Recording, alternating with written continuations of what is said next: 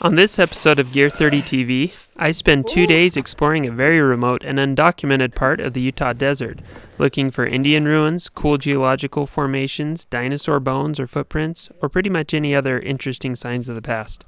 Oh, look at that. It was eroding. Spoiler alert, I find some pretty awesome stuff. I think you're going to want to stick around for this. Pretty cool stuff. Let me show you.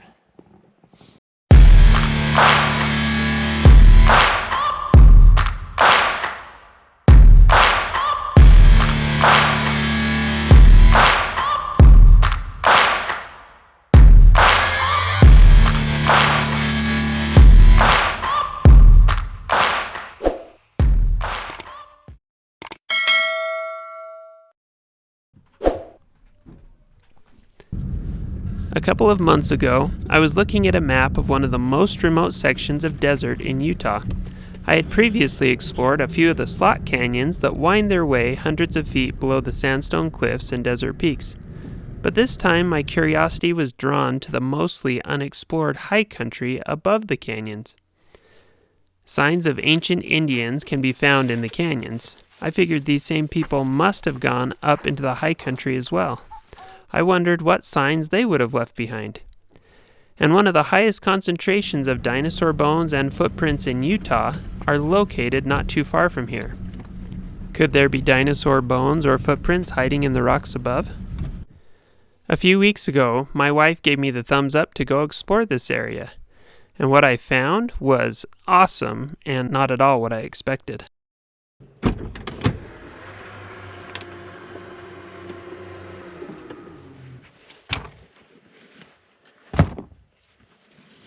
I've been in here once before, been down that canyon with my family, and it's beautiful, but that's not the goal today. The goal is to explore what's above the canyons, if I can figure out how to get up there.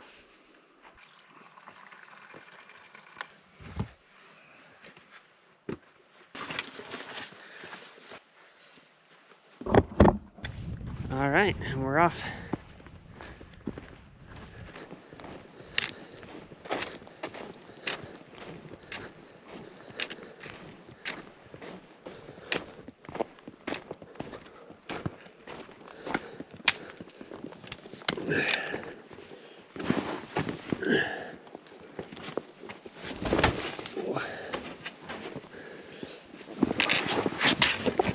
Whoa! Little slip. It's a slight breeze up this canyon, but the temperature's still cold. It's like high 20s, so that breeze feels pretty chilly on the fingertips.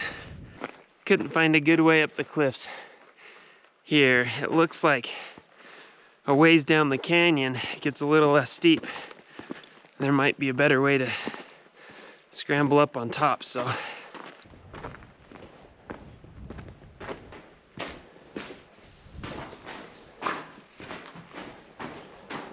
as you look at places like this that have been washed out and eroded by water, pretty inspiring.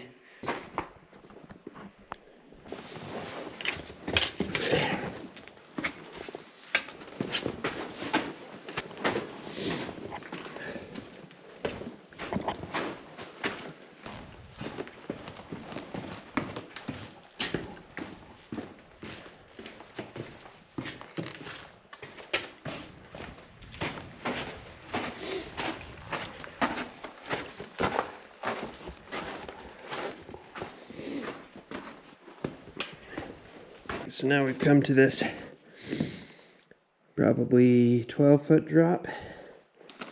I tossed my poles down, so I'm committed.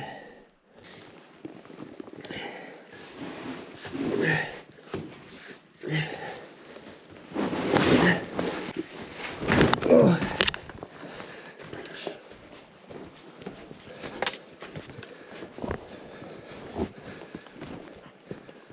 Oh, that sun feels nice. The area that I'd like to explore is way on top and way back that way. So I've still got a lot of hiking ahead of me.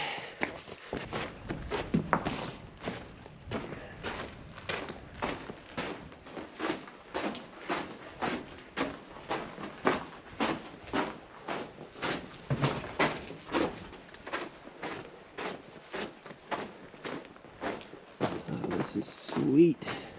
That right there is our ticket out of here.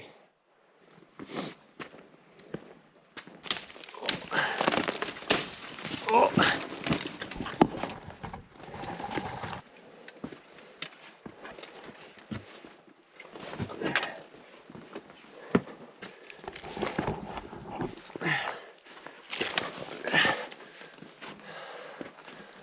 There we go. Whoa. A little bit of loose sand on top of this rock. Whew.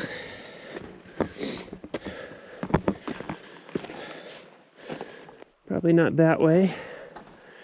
If you look over on that side, there's a yellow band that goes across there. And that looks like it might be a little less steep. Hoping that I can get up there and traverse that side hill all the way over and around the hill. Got to down climb here to get to the other side.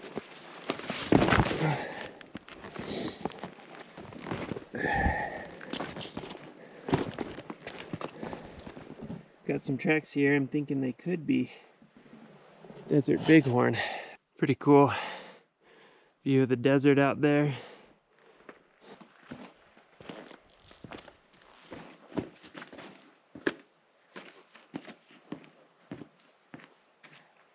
There's another bighorn track. I should probably try to be quieter. Maybe I'll see something. It's called cryptobiotic soil, and as I understand it, it is living. They're living organisms, and it takes a while for it to build up. And it helps fight erosion, stops the sand from blowing around and stuff. So you're encouraged not to walk on it. So I'm trying not to. But there are no trails up here, and so it's tricky.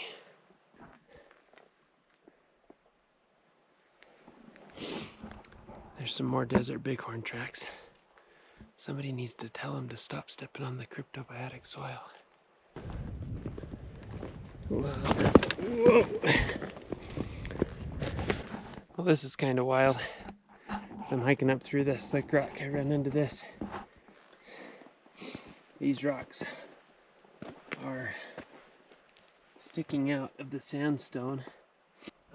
But some of it almost even looks like tree branches that have been petrified or something. Doesn't that look like a tree branch? And this over here kind of looks like a tree. Petrified wood is formed when living trees and plants are buried in wet sediment. The lack of oxygen slows down the decomposition process, and slowly cell walls and voids in the wood are replaced by minerals from the sediment. The petrified wood on this hillside look to be juniper trees, judging by the shape of the branches, and the fact that juniper trees are quite abundant in this area. On all my adventures, I've never run into petrified wood before, let alone an entire hillside of it. I mean, I get it, it's no dinosaur bone or footprint. But this rock dates back to an estimated 100 to 230 million years ago, which is when dinosaurs were around. So a dinosaur probably munched on these trees at one point. Bingo. Dino DNA. So it's pretty much the same thing as a dinosaur fossil, right? Anyway, while I was super fascinated by the petrified grove, the day was growing late and I still had a lot of other areas to explore.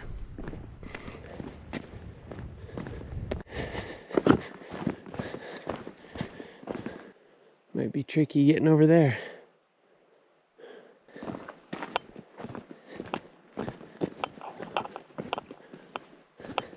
A little bit of a flat spot over here.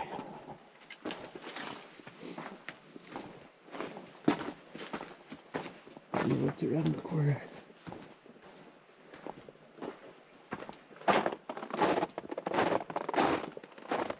Oh, cool.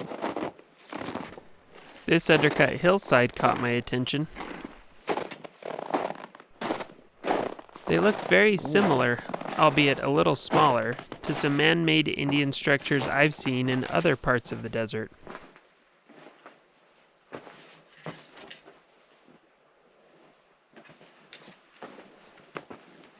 If there's anything else.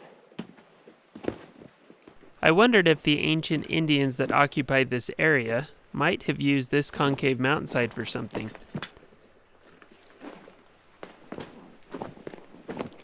But as I inspected the area more closely, I really couldn't find any obvious signs to indicate that. Well, it's about 3 o'clock. I've got 2 hours before it's dark. My goal was to explore around these cliffs, see if I could find anything interesting. And I'm running out of time. Let's see here. Maybe this.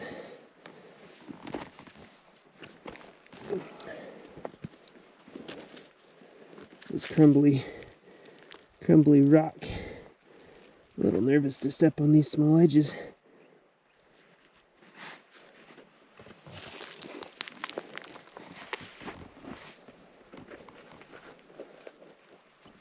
Oh, broke.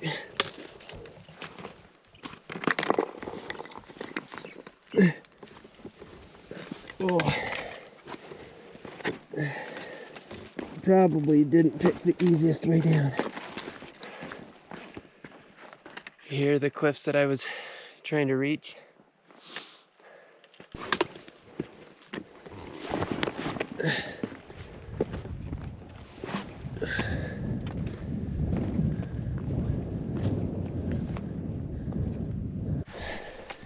As I climbed up around the edge of the cliff, I realized I simply wasn't going to have enough daylight to explore the old-fashioned way.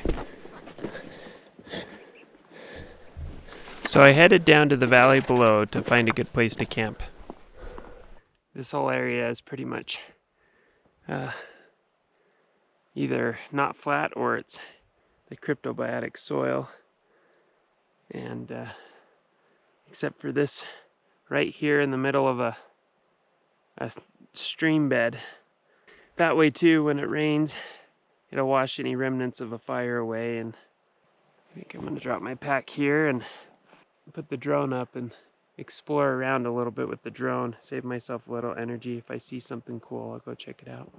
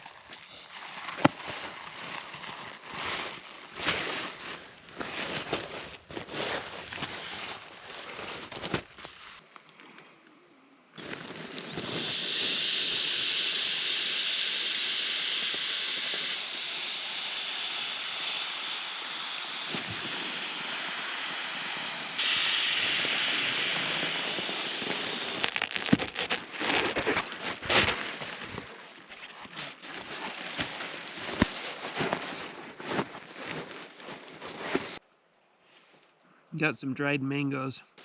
They aren't the lightest backpacking food, but they are the most delicious.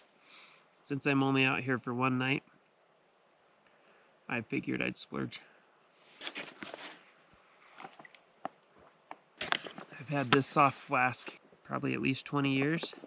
It's my favorite. It's a wine preservation system. It's called the Platy Preserve from Platypus. Never had wine in it. I don't drink wine. But it does great with water. It's really lightweight and it's been really durable. I've really liked it. I'm gonna explore a little bit before it gets dark. This was one of the areas that Butch Cassidy hid out, and his crew hid out after they had robbed a bank or something. And I can see how easy it would be to disappear if you know the area. Nobody else does. I'm just hiking up here to the ridge over here. I'm not sure what's on the other side of that. Oh, that didn't work. There we go. This is what we call the middle of nowhere.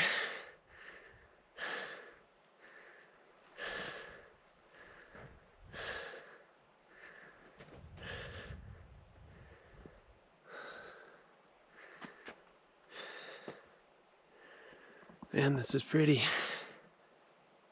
Just canyons about as far as you can see.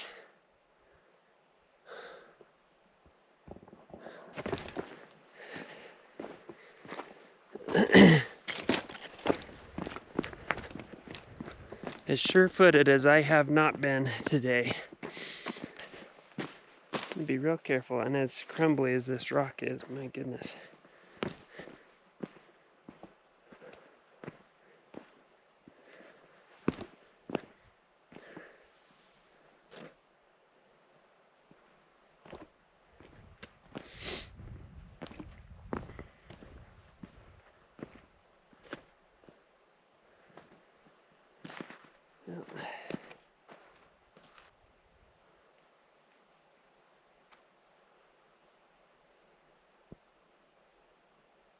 See what's over here.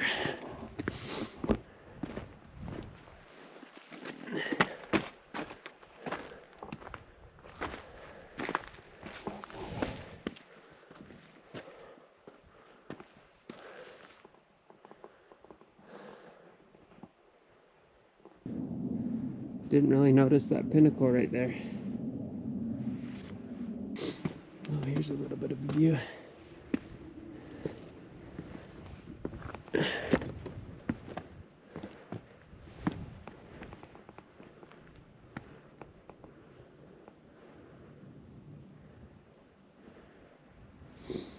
My camp is over at the base of that cliff, way down in the valley.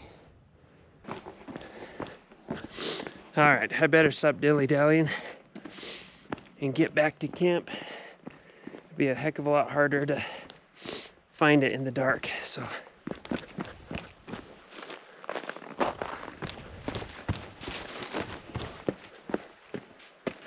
Let's see. Go down this way maybe.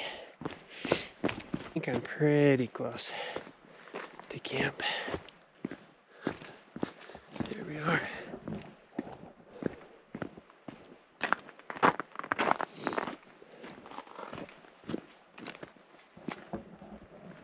Whew, I am hungry. Time to get a fire started.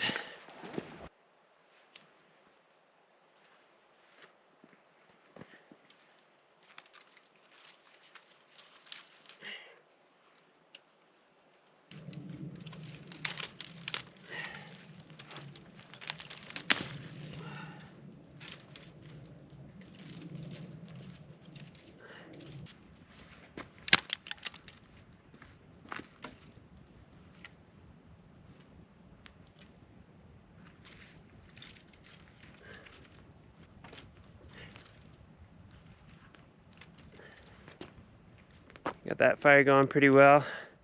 Now it's time to go get some snow for water.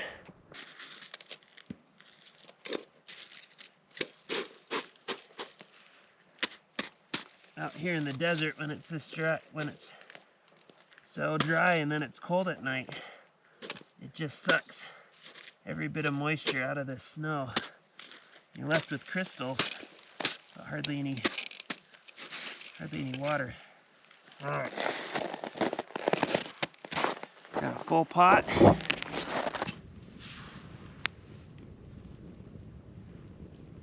For dinner, I'm having steak. It's just a carne asada seasoned thin slice of steak. I don't know, ribeye or something. I'm just going to slice this into strips and roast it over the fire like a marshmallow. It's a big...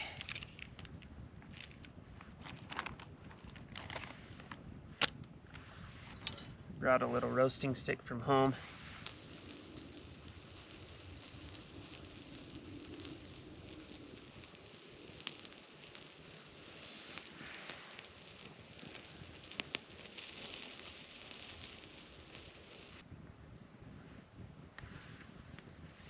All right. Oh, that's looking perfect. See if I can do this without burning myself.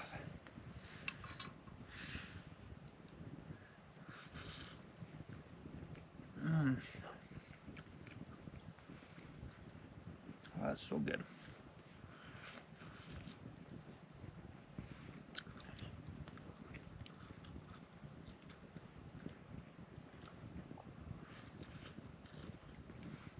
So juicy.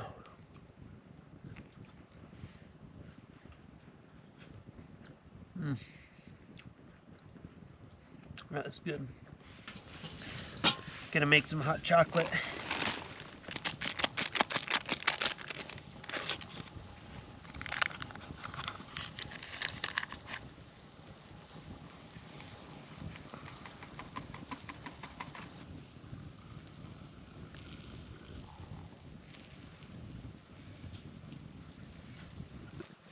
Got some bread dough here.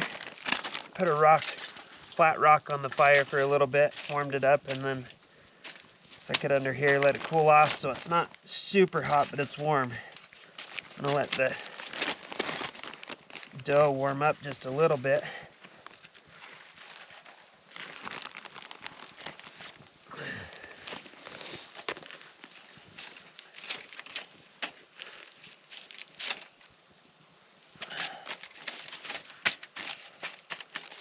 I'm gonna take a bit of butter, slap it in the middle here. Then I'm gonna take my cinnamon sugar. I'm gonna sprinkle that over the top. Then I'm gonna take a marshmallow, stick that on, and I'm gonna wrap this around it.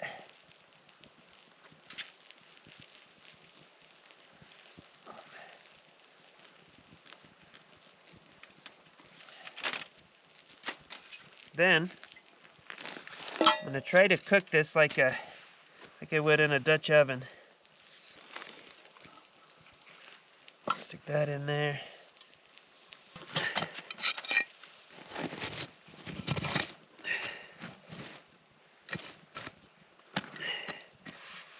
Set this on the coals.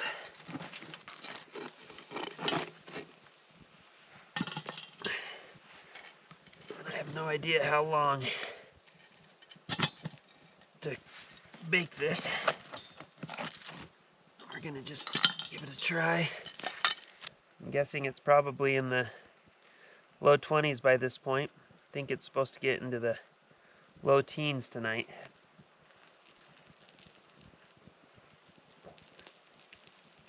Ooh, that's good. Hot still. Time to check this bread.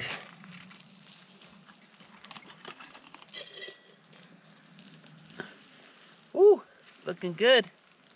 Think it's ready. Whoa. Whoa, baby. Oh, look at that. Woo! All right, that's the way to do it, it seems. Give this a try. It's so hot. Oh man, woo. That's like better than a fresh cinnamon roll. It is a fresh cinnamon roll. Oh, it's hot and it's leaking. Oh.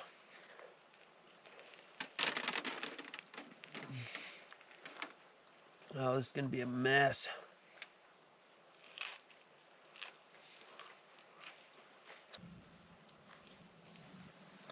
Mmm.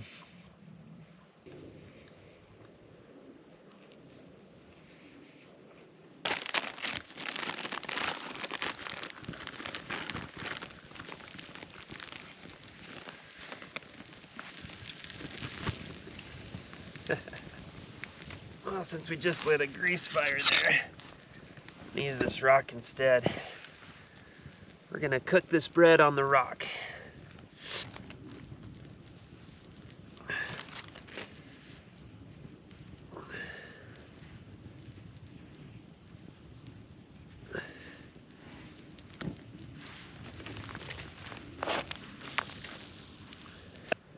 All right, now this bread has been baking on this rock, so about 5 minutes on one side, 5 minutes on the other, I would say. And it is ready.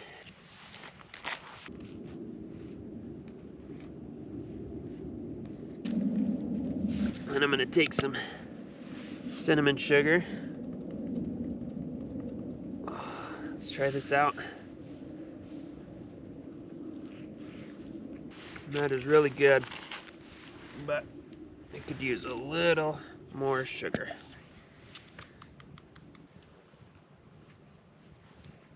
Mmm. It's like a donut.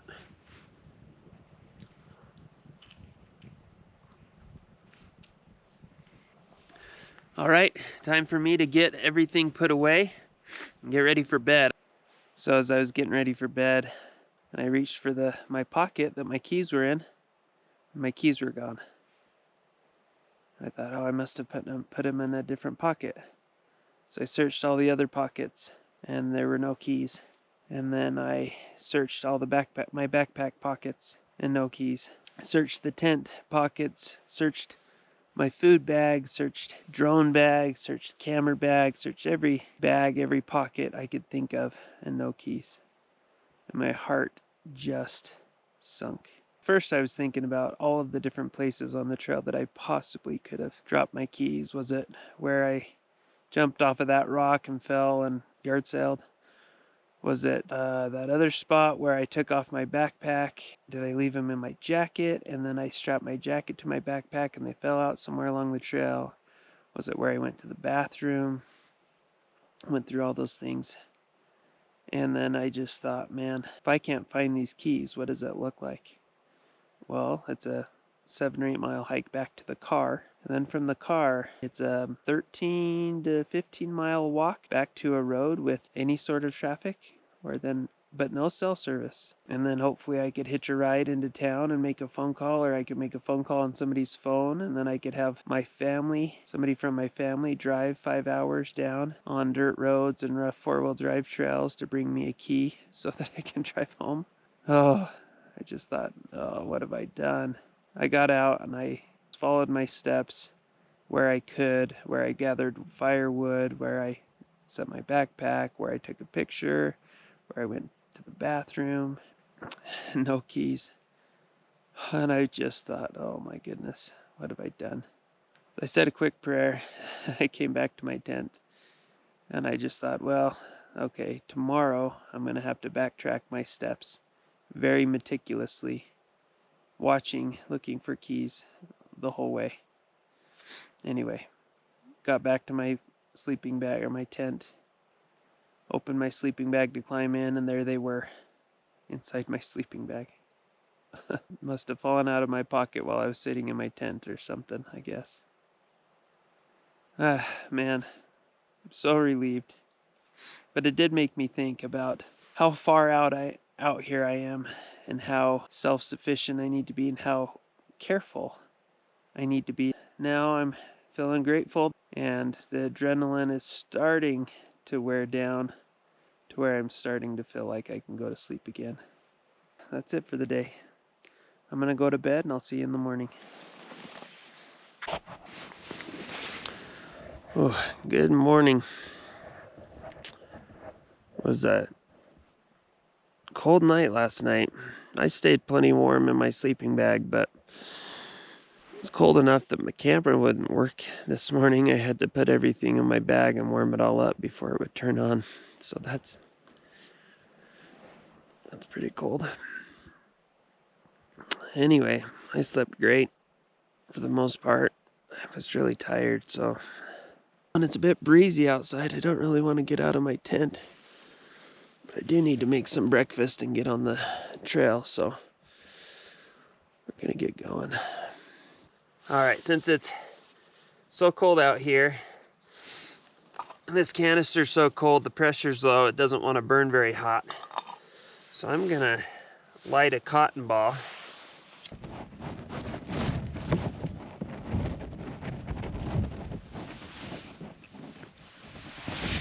Light a cotton ball covered in Vaseline, and I am going to cook my fuel. Hopefully as the fuel warms up, the stove gets hotter and I don't have to wait forever for this to melt and eat some food.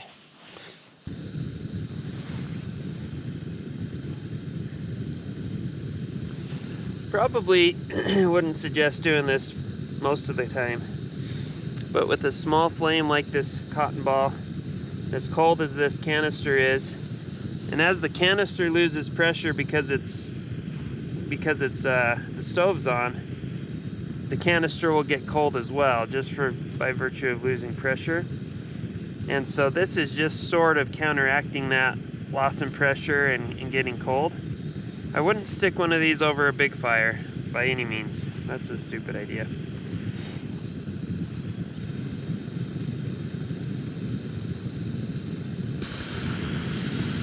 Uh-oh.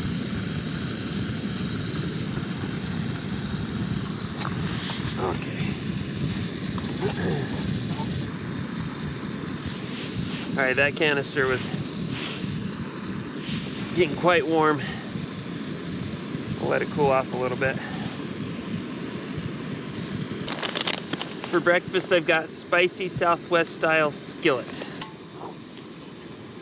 Alright, it's boiling. Even though it wasn't really wise, that little cotton ball trick really worked. Probably wouldn't do that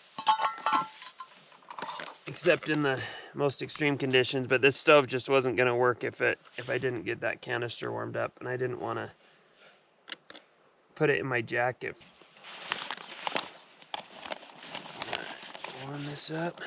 So I'm going to stir this up and stick it in my jacket for about 10 minutes, and it'll keep me warm and it'll cook the food, or at least rehydrate the food. All right, time to eat.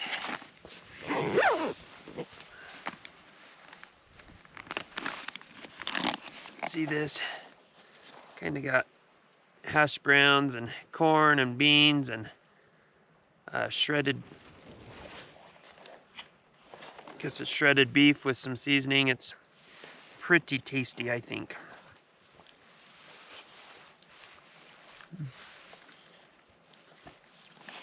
Only thing I forgot is some crushed red pepper to put in there. That makes it really good.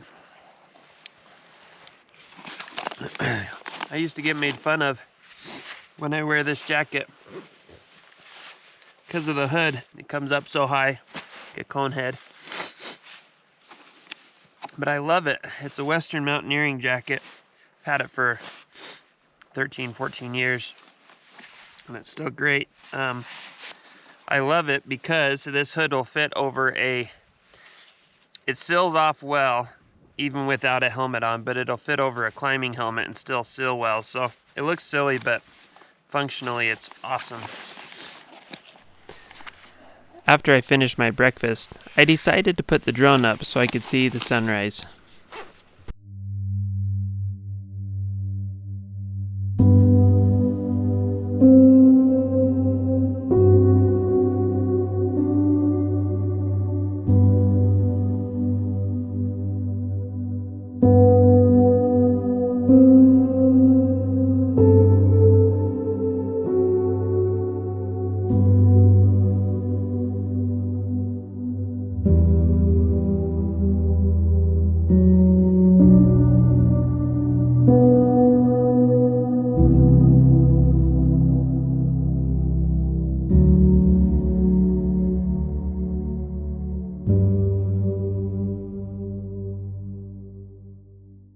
Okay, I got all my camp packed up. The wind picked up and it is cold. I mean, whew! I'm hiking in more layers than I do when I'm backcountry skiing. If I go down this canyon, I get into this little canyon with big cliffs and I can't get up and out. If I go around that way, just big cliffs off to the valley floor over there. So top of that's my goal.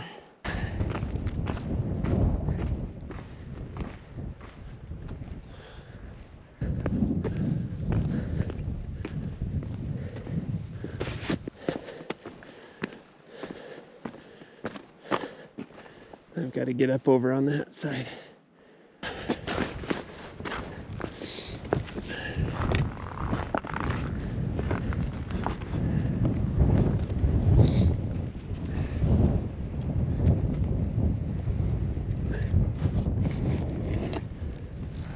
A little more awkward with the backpack on. All right, maybe up that rock there.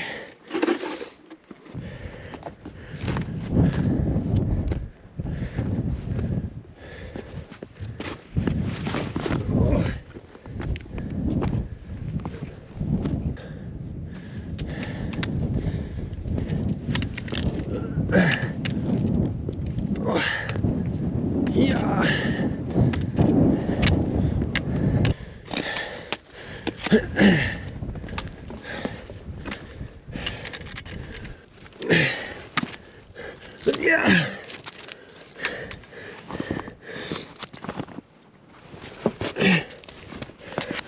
Yeah.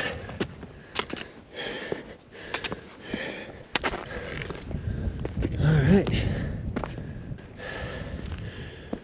Pretty cool.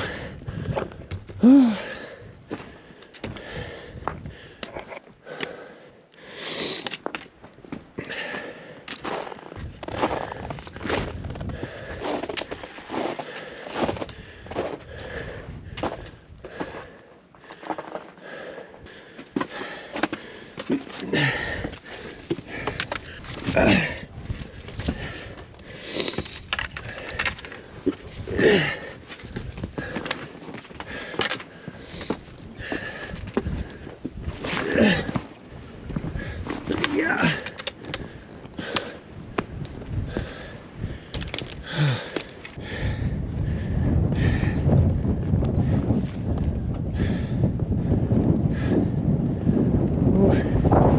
That wind is cold.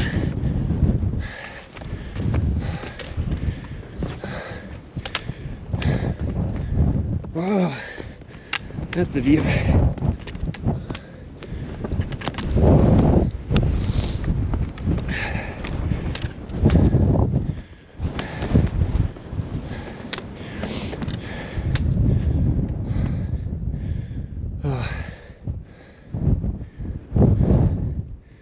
Pretty cool country.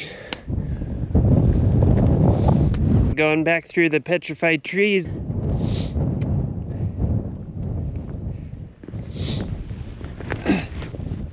Don't you think that could be a petrified tree branch? I found this little canyon here that I want to check out. Looks interesting.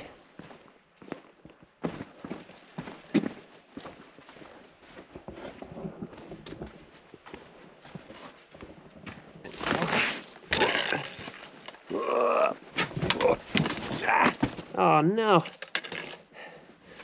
Dropped my glove. All right, hold on.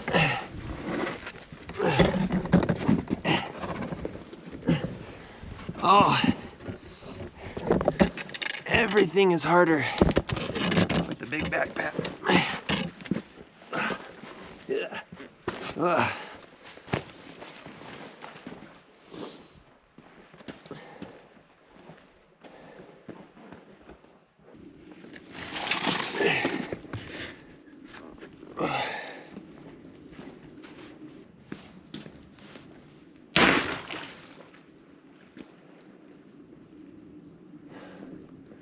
Well, definitely not thick enough to walk on.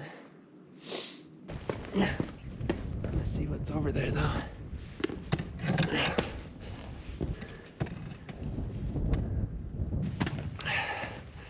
Oh. Go this way. Well, this is not the way I came up, so I'm gonna try to get back on track. Been following the stream bed for a while.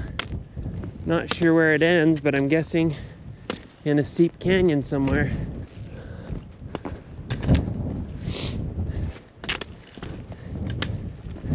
Yep. Sure enough. This looks scrambleable. I think I can do this without having to hike back around to an easier way up. We'll see.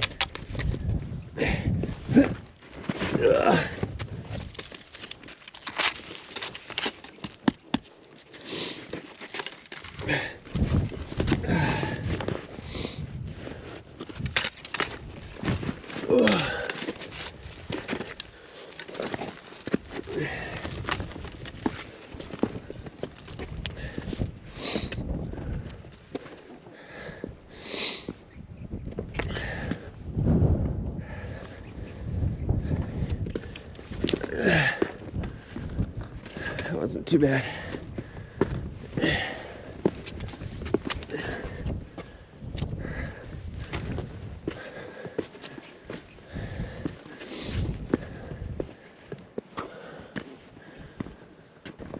I did just see a track of my own from the way up, so I think I'm back on track.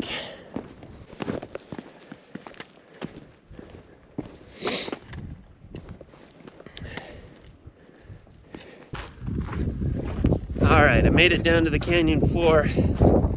My GoPro kept turning off because of the cold, so I'm down to my cell phone.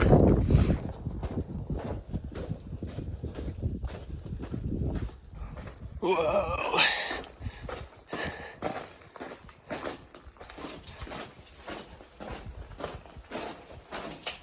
I've got the little bit of a scramble here.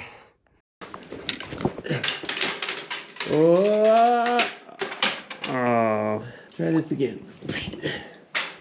That's better. Oh. Here, if I can.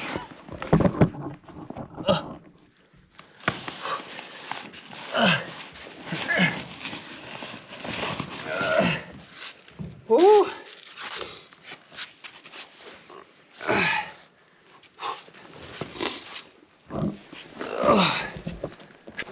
Whew, that was not very graceful. That's all right.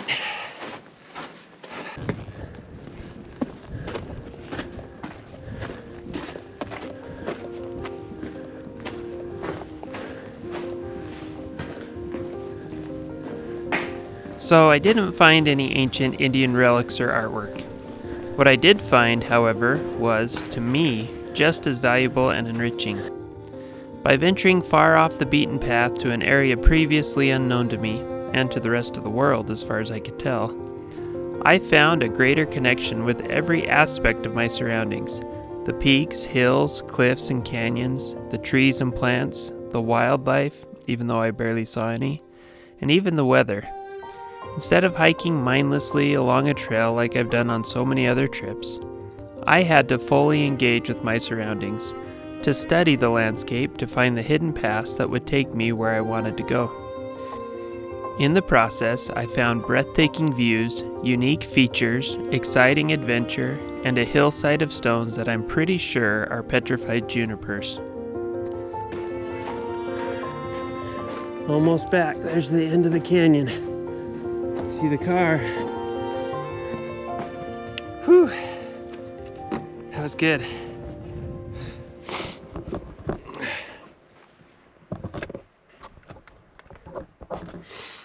Woo! All right. Well, time to head out of here. Thanks for joining me. I'll see you on the next episode.